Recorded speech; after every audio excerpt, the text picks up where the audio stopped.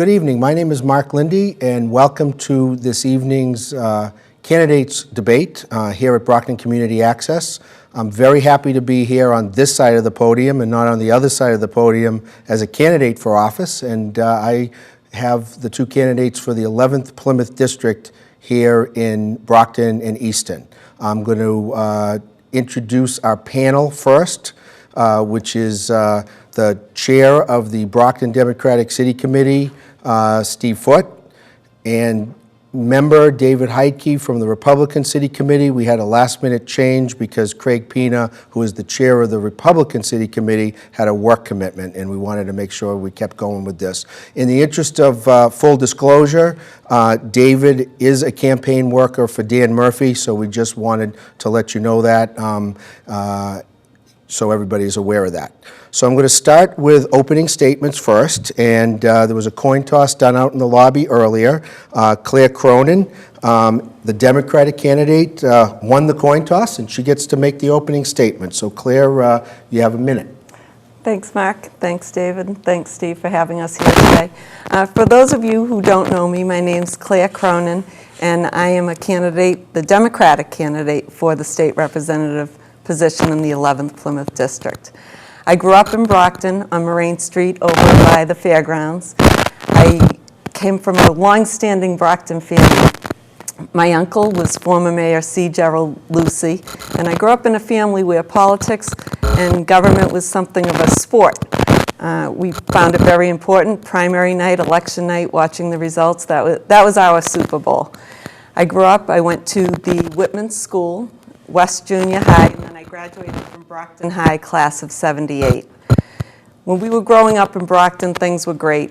From the earliest of times, it was always easy to get a job. My first job at Connor's Home Bakery in Campello, went on from working there at the Westgate Cinema, and then I worked my way through Stonehill College and Suffolk Law School, waitressing at Tip Top Cafe, which I've spoken about considerably on this campaign, and always gets a nice response. People remember Tip Top and loved it as much as I did. I'm now married and living in Easton to my husband, Ray Cronin. We've been married 23 years. We have 2 daughters, and we've lived in the town of Easton, and bringing our children up in Easton, we've been able to experience as a family all of the good things that both Brockton and Easton have to offer. I work at the corner of Torrey and Pearl Street, where I have my law office. But in addition to that, I've worked for the last 10 years as a mediator. And this is a skill I think that will be really important in making me an effective state legislature on Beacon Hill. As a mediator, my job is to bring people together. Politics, often, I hear this out on the campaign trail, people sometimes are a little disillusioned with the fighting that goes on in government. And I think my ability to bring people together will make for a very successful run on Beacon Hill. I'm looking forward to serving you, as I have served the community in the past, both on the board of the Old Colony YMCA. I was a kid that grew up going to the Y. It's where I learned to swim and cook. And as an adult, I've always tried to give back to that organization that I felt served me so well. I'm very involved in the schools in Easton. I have had long-time volunteer hours as a mother in the schools. And once your kids get a little older, they don't want to see you there. But I serve on the fee board, which raises money for technology and grants in the schools.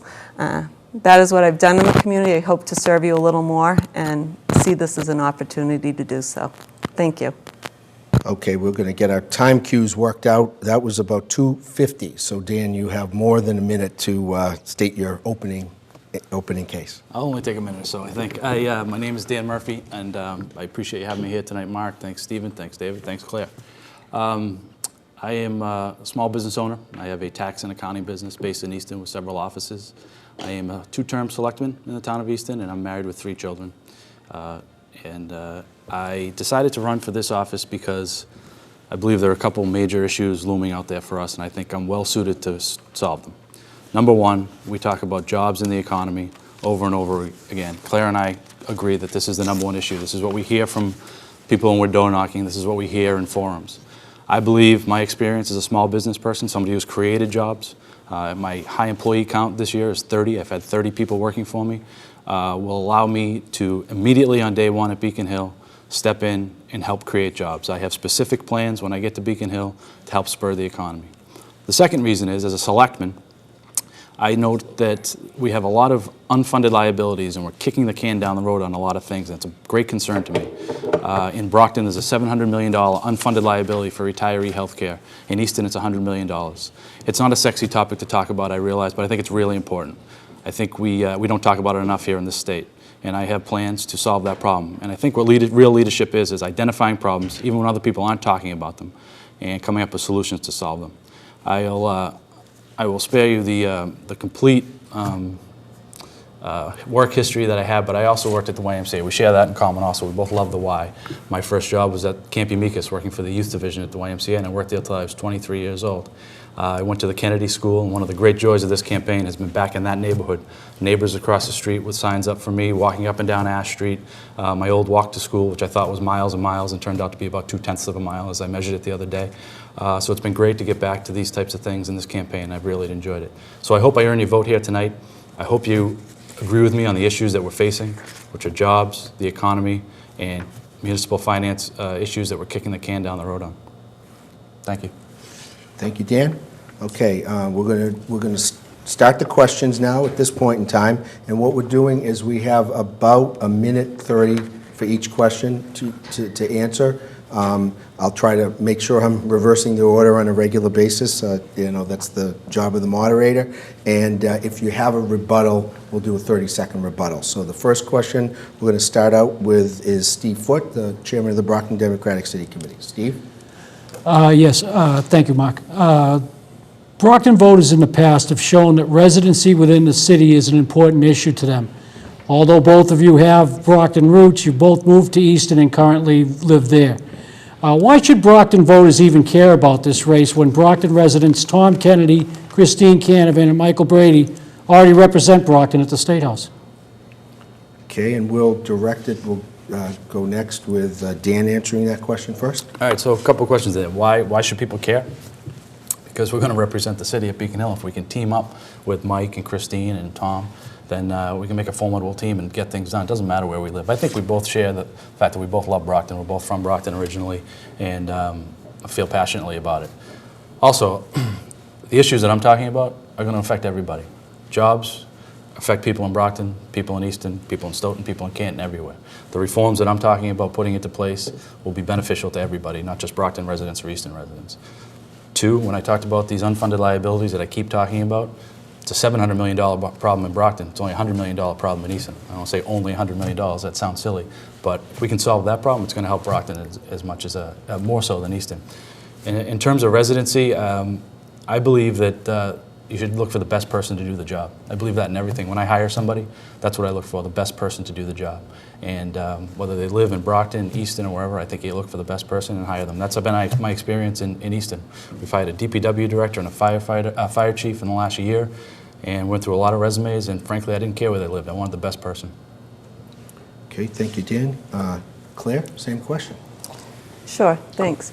I think it's really important for the people in Brockton because regardless of where they live or where I live, it's who is going to be representing them. So I think for the people in Brockton, it would be important to know that it was someone that knew their city, learned all about it from an early age and lived it, had a business in the city, and has a vested interest in the city the same way they do.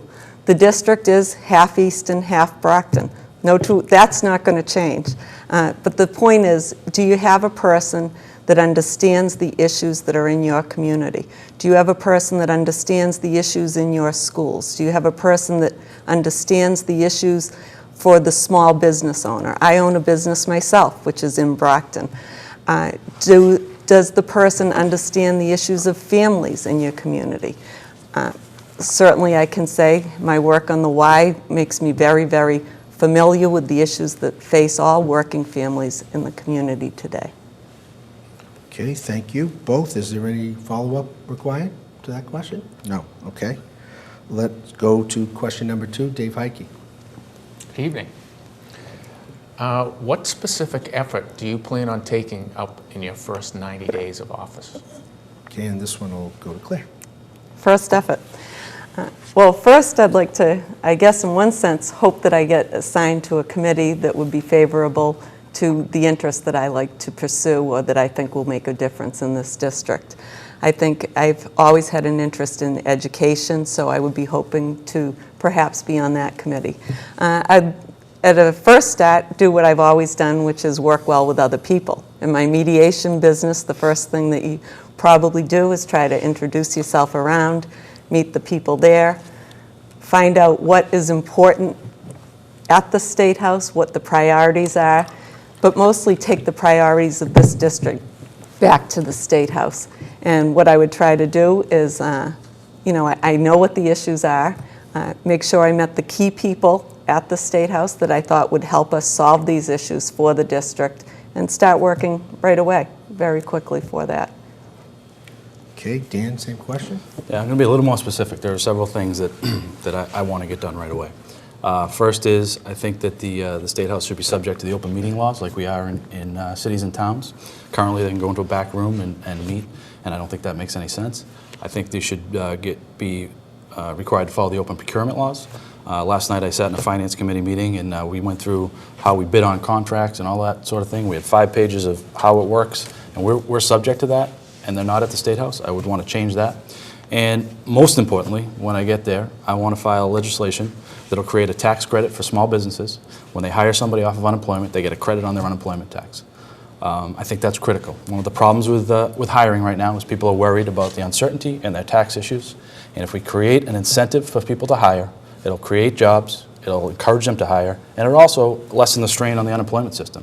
So those are 3 specific things that I want to get done right away. In terms of committees, I'd like to be on House Ways and Means. It's number 1. In the last term, 2 freshman Republicans got on the committee, Angelo D'Amelia and Shauna O'Connell, and I would lobby to be on that committee because I think it's very important.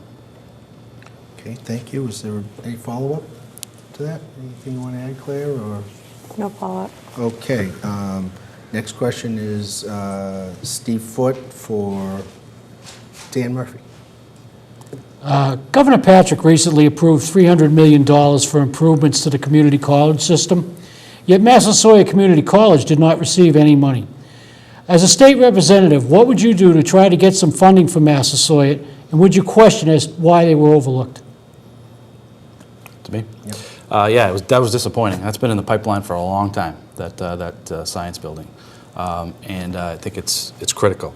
I don't want to be critical of the people that are up there because, frankly, I don't know how hard they worked on it. One of the things I learned before I got into town government was you don't want to take shots at people from the outside because sometimes things are hard to do. So without being critical of them, I would say that we got to join together. The reps, the senators represent this area. And it's not just a Brockton issue. Massasoit covers several communities around. And take a leadership role and lobby to get that building done. And it's very important. We seem to be getting the shaft on that. It's been several times. We've been too far down the list, and I think it's time. Okay. Claire, same question?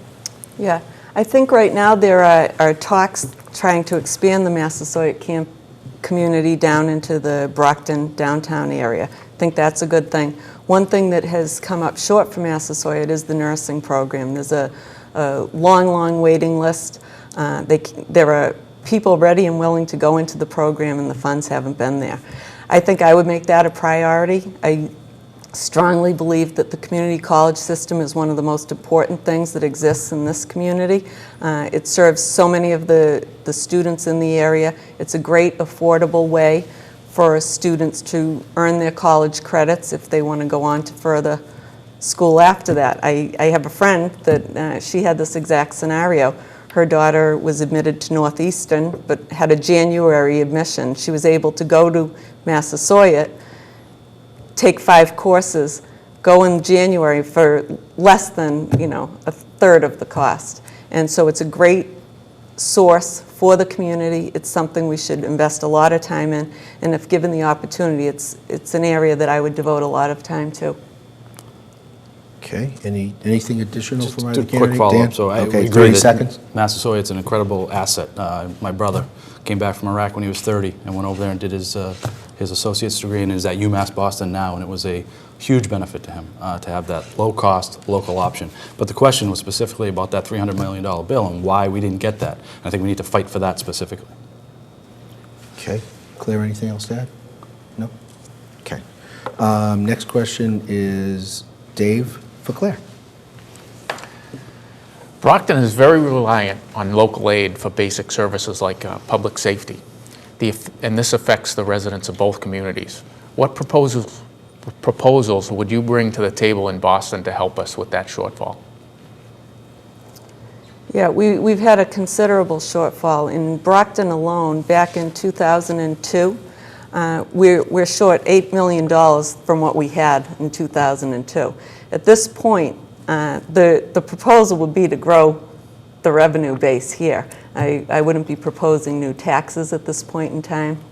I think when we have in the last 3 years, since 2009, there have been no tax increases or no fee increases, and I think the legislature has done a great job of working with what we have.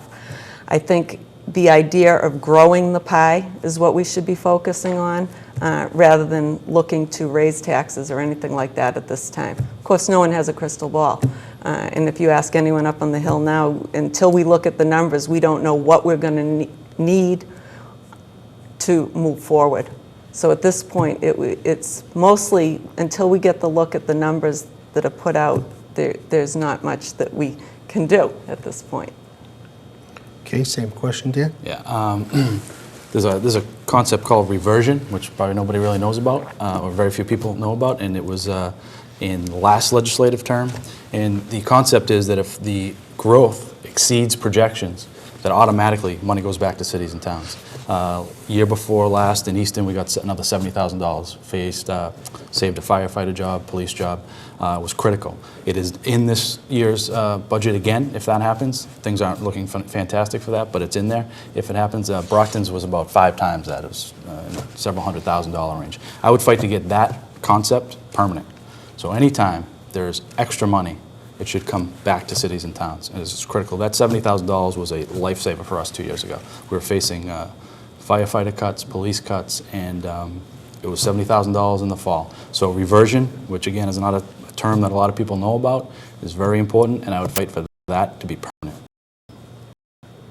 Okay, any follow-up, either of the two candidates on that? Well, that does exist now as it stands. But what we would have to do, I mean, that only comes into play if there is excess. We don't know if there will be excess.